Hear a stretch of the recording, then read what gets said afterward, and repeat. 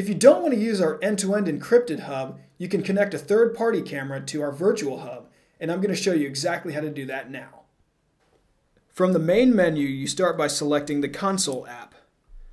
This will take you to the home screen, and you will need to access your settings by clicking on the bars in the top left corner of the phone screen.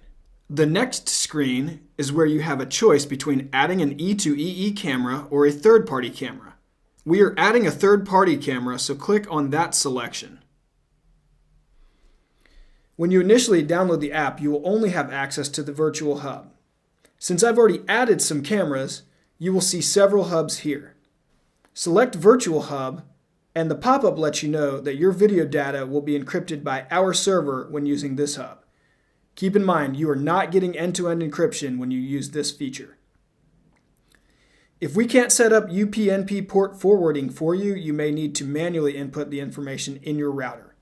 Click OK. The next step is to choose your camera manufacturer and model.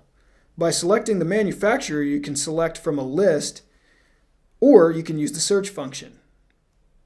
Once the manufacturer has been selected, the available models will come up when you select that model. You can also use the Discovery button as long as the camera is on the same network as the phone.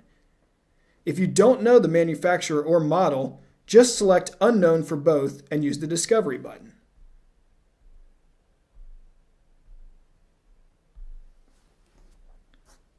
The next step is to select your IP camera. You will see an IP address. Click on the IP address that matches the IP address of your camera. Then hit Next. The next step is where you will input your username and password, followed by tapping the Next button. If you have an ONVIF camera, the fields will automatically populate.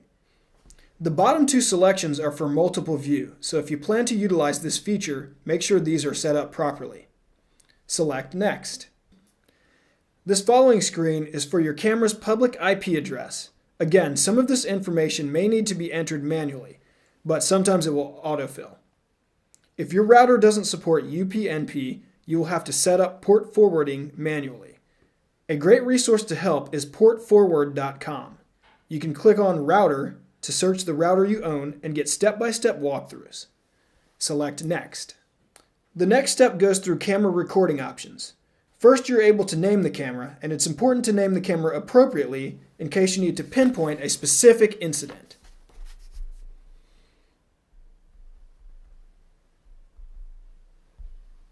You can select to record when the alarm goes off, continuously, or create a schedule.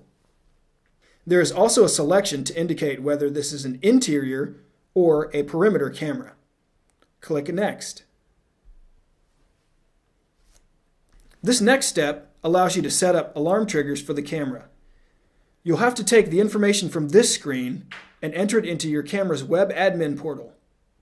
I personally prefer doing this on a separate screen, and we will show you how this is done on a laptop in just a moment. You can also skip it and add the information later if you'd like. Select Next.